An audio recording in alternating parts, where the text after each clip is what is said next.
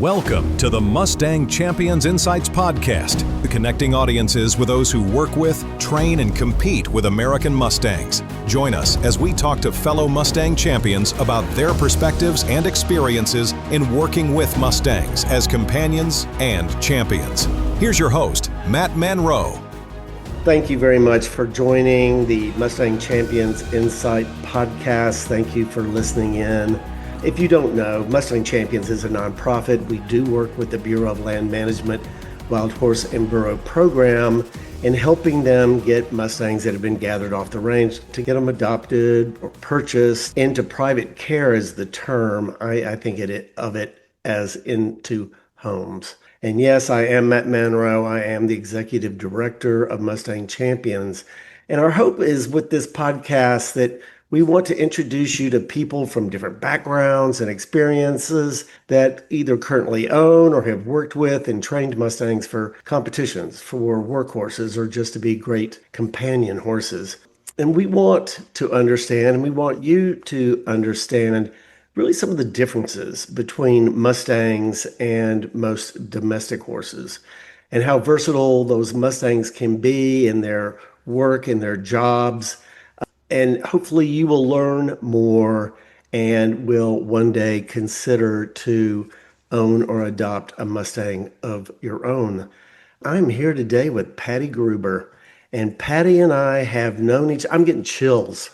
Patti and I have known each other strangely or not strangely over the years. We have been in a documentary together. She had exciting adoption experiences at events that we helped produce. And so I'm really, plus she's doing great mission work. So these are the things that we're going to be discussing today. Welcome, Patti Gruber. Well, thank you so much, Matt, for having me. And like you said, we have known each other, I believe, since 2018, 2019 now. So it's been a couple of years that our worlds have come together for a variety of different reasons. And I'm so excited to be part of this podcast this morning. So let's start off by just talking a little bit about your equestrian history, your first encounters with horses, and I know you as a competitor. So talk a little bit too about your competition history.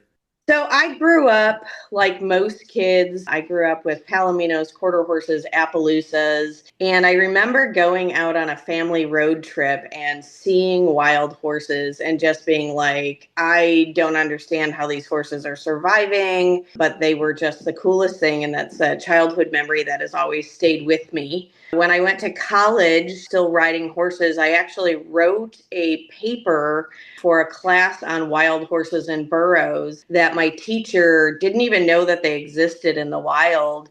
And she asked if she could keep my paper to teach future classes that she had all about wild horses and burros. Wow. And then post-college, I had been taking horses down to the International Equine Podiatry Center in Versailles, Kentucky, to see Doc Redden. And these were domestic horses that had hoof abnormalities. And he had introduced me to 3 Mustangs that he had at the time. And I would call myself a hotshot dressage trainer who thought that she knew way more than I knew. And I always said, if you ever want to see what one of your Mustangs can really do, let me know. So a couple of years after that, he gave me my first Mustang, who was a beautiful black mare out of New Pass, Ravenswood.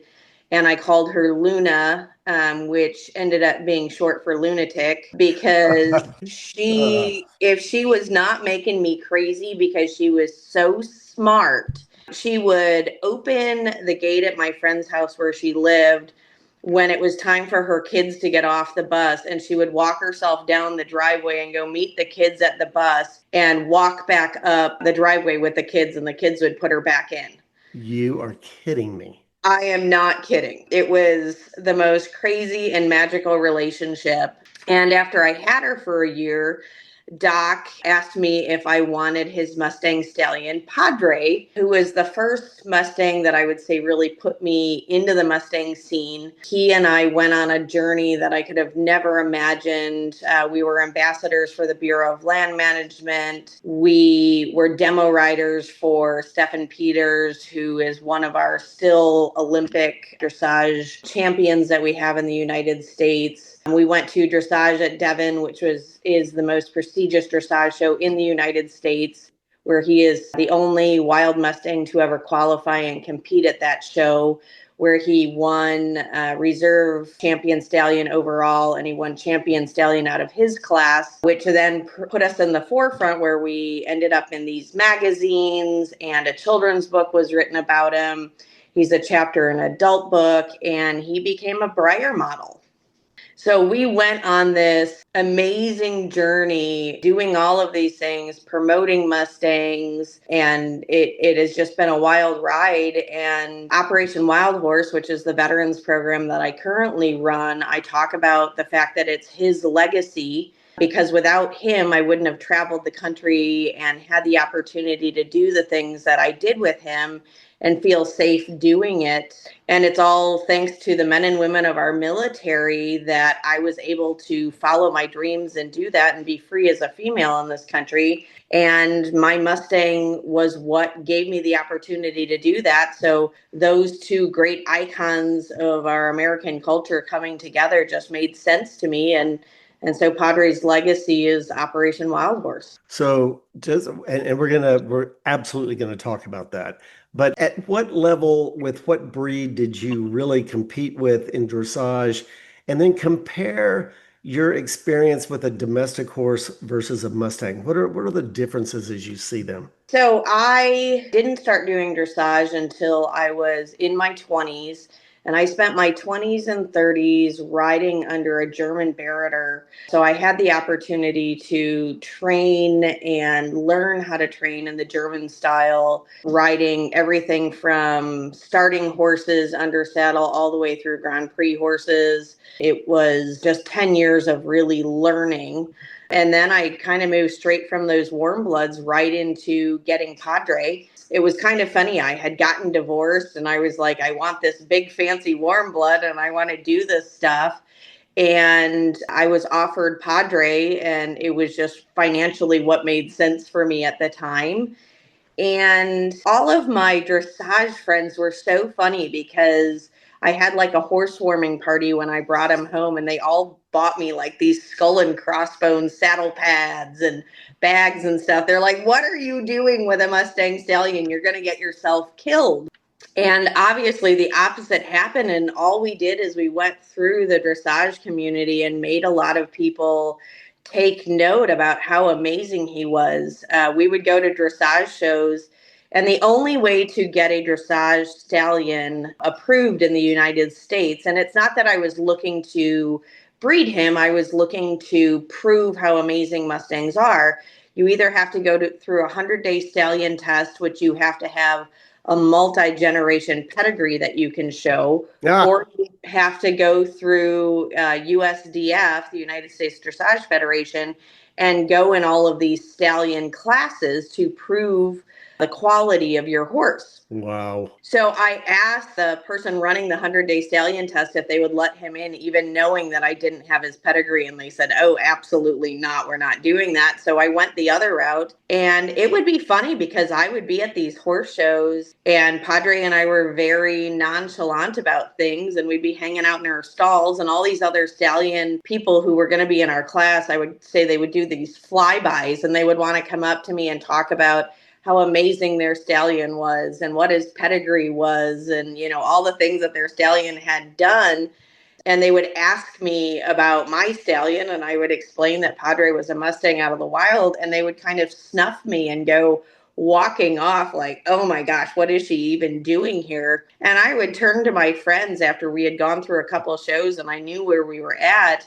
And I would turn to my friends and I'd be like, you know, these people have no idea that in like 30 minutes, we are just going to kick their ass.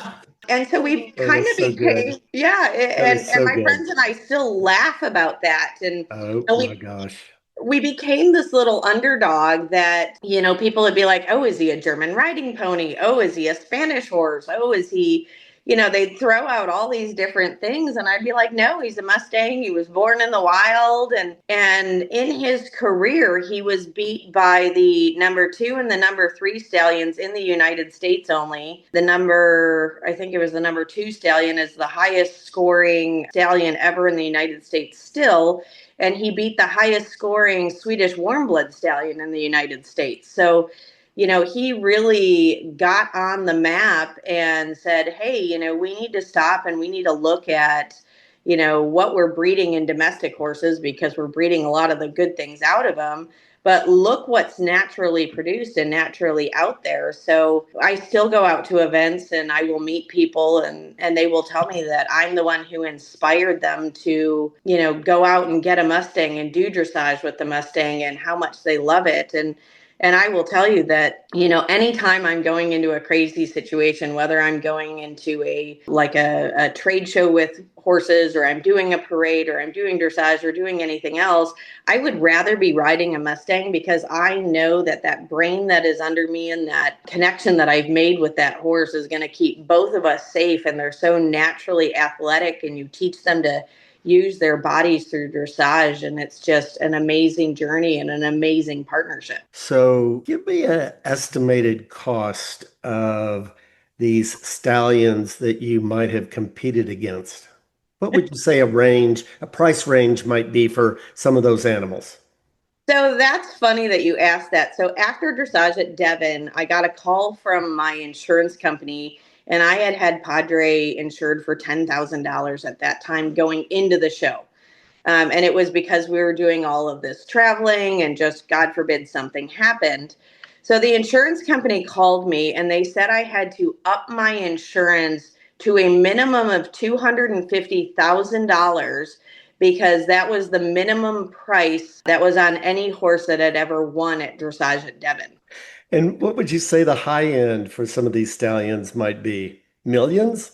Yeah, I mean, at the Olympic level, obviously the horses can be millions upon millions of dollars. And, the breeding stallions throughout the United States over the course of their career, they can easily bring that in also. My goal, again, was not to breed him. My goal was to show the world how amazing Mustangs are. Right.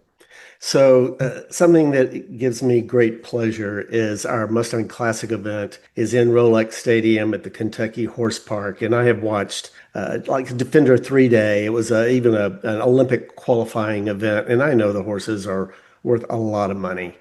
And the idea that we get to showcase $125 horses in Rolex Stadium makes me very, very proud. And then to see how they perform, and our show was last weekend, and Patti, you were there.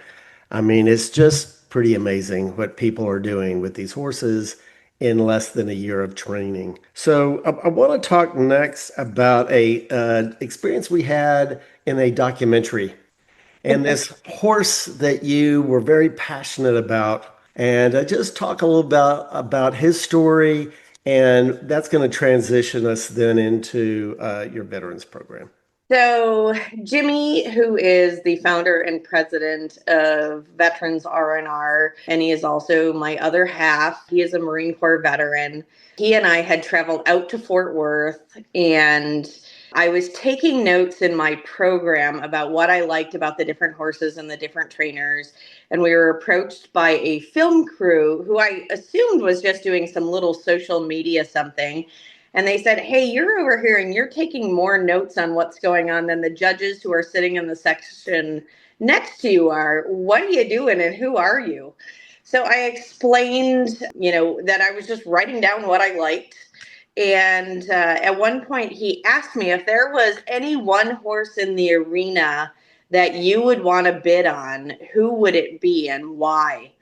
And I kind of looked through my notes for a minute and looked across the arena. There was a meet and greet going on, and I pointed across the arena at a beautiful black and white pinto named Pearl Snap with his trainer, who is Brittany Johnson at that time, Brittany Hassel now. And I said, that would be the horse. And he asked me why. I said, I really loved how she handled him and the softness that she had with him. And you could tell if he made a little bit mistake, her corrections were soft. She was really nice to him. And he was a super cute mover. So they actually brought her over and we got to meet her and him. And it turned out Brittany had been in a relationship with a Marine, and that relationship had gone away because of the demons that he was suffering with from his time in the military. So we instantly had this connection. And to say I was passionate about getting Pearl Snap, who is now Pearl Harbor, was an understatement. So there are videos out that you can still find of that auction process and me screaming across the arena and just being so passionate, knowing that he was going to be able to hopefully come home with us and save lives. And I felt like in some part I was honoring Brittany in that. And I was honoring anybody who was in that stand that was a military veteran, and just knowing that we could change so much to help so many people. When finally the bid came over to us and we were told that we had won the bid, I mean, the whole Coliseum erupted. And I think that was really the start of our relationship too, because of your involvement in all of that. And then they came back and they filmed the Mustangs, America's Wild Horses, at our facility in Northern Illinois for 4 days. And we learned things about our veterans that we never knew. And just watching the connection that our veterans made with Pearlie and how they were willing to come out and tell their story to help other veterans was just amazing. Yes, I mentioned the name of the documentary again, and I know that it is currently available through PBS to stream. It is aired on PBS. It has been out for several years. And just to make sure I don't mispronounce the name of the documentary, would you please pronounce it one more time? It is The Mustangs, America's Wild Horses. Thank you. You're welcome. Just talk a little bit more about how many Mustangs you might have and how they're impacting your veterans program. In the since the beginning of our program in February of 2017, we have worked with 22 different Mustangs. They have come to us from a variety of different sources. Obviously, Pearl Harbor came to us via your organization. We had some that had come from private trainers, actually, who have competed in the Mustang makeovers over the years.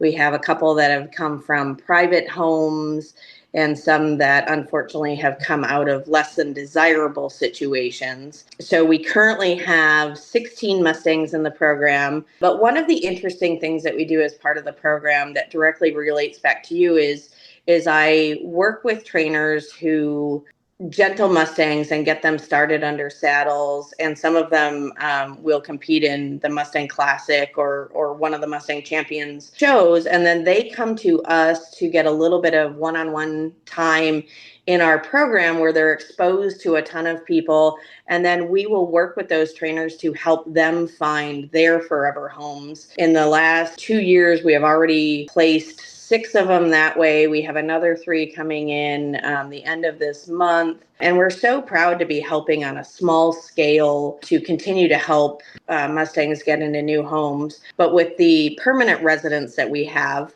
we provide 80 to 100 veteran sessions per month, all free to the veterans that come through our gates. We provide the helmets to them. We provide everything that they need to get to know the horses. And we start from the ground up, from something as simple as, this is how you're going to go out and you're going to catch your wild horse and what your body language says to that horse. We talk about when you come in and you have a lot of energy or you have a lot of anxiety, how we really need to take that down and take a breath and be in the moment with the horse for that horse to want to come to you. And it's so amazing with the Mustangs. They, on a very organic level, understand our veterans because the Mustangs are fight or flight animals, and that's how they survive. And the veterans, when they're in the military, they become those same fight or flight animals to survive the situations that they're put in also. So when you put them together and they're sitting there in that moment and they're looking at each other and they're assessing each other, it's amazing to watch the connection that happens between them. They read each other. And one of the amazing things too is that we let our Mustangs pick the people they want to work with. We have one Mustang that had never picked a veteran in the program. She would always kind of stand off on her own and be like, no, I'm not interested. I'll get put with someone, which is fine, but I'm not interested. And we had this Army veteran who came in, and he just had this really neat energy about him. And he was referred over from a veteran therapist in our community. And he walked in, and this Mustang walked right up to him and started chasing all of the other Mustangs away. And she went, "This one is mine." Wow. She has been with us since day one of the program in 2017. And it was not until last summer that she actually chose a Mustang on her own, or chose a veteran on her own. It was just amazing. And it really brought home how these Mustangs deeply feel for the people that we work with, and they do bond with them. We have Mustangs that do funny things. If we have someone who hasn't come out for a week or two, the Mustangs will kind of give them the cold shoulder and be like, "Where have you been? You're supposed to be out here every week. We're supposed to have our time together." Depending on the energy of the veteran, I mean, they will be grooming their Mustangs in the aisleway. And that is really where our veterans are having conversations which are changing their lives, because their guard is down, because they're there and they're focused on this amazing animal. And they have conversations with the other veterans who are there. And it may start about them talking about each other's Mustangs. And then it goes into, where did you serve? When were you in? And the common ground that is found just through the grooming process, even before we start our whole groundwork plan, and then we start the riding program, and then they may end up as our part of our veteran mounted color guard. The Mustangs are such an important piece of this, that we can watch the body language of the Mustangs, and we can tell you how the veteran is doing in that moment based on what their wild horse is doing. Yeah, I have definitely been witness to several veteran programs, and I know the impact is absolutely life-changing for most, if not all, veterans that I have seen in programs. So I thank you so much for your passions, your energies, to both you and Jimmy. The work you're doing is just incredible. Well, thank you. And we're excited to champion you guys also. I'm excited anytime I can come out to one of your big shows. I'm always honored. The last 2 years, I've coached a young Mustang trainer named Alyssa Renaboo at the Classic. And, just being there and watching your organization get started and grow and gain momentum, and the great things that you guys are doing. I can't say thank you enough for being truly a champion of Mustangs. Well, it was a dream, and it's kind of crazy to see dreams come true sometimes, and you're in the same place. It's like, that there's an opportunity and a hole, and you get to create and execute, and it's very rewarding. Absolutely. Because we're all in this mission together to get as many Mustang horses, get them adopted, as many as possible. 100%. I can say that anybody who has the opportunity to get a Mustang, you're not going to go wrong getting one. They're just the most amazing horses, and they will take you on a journey. Well, and there are something I also like is the Mustang community and the network of people that are very willing and wanting to help people get Mustangs. And if you don't know how to gentle a wild horse, there are plenty of people across the country that we can introduce you to that would be happy to help you and assist you through that process. Yeah, and I think one of the neat things too about the Mustang community is we have some pretty famous Mustang trainers in our community. Obviously, Elisa Wallace being one of them. We have some others also, but there are people that are actually you can reach out to.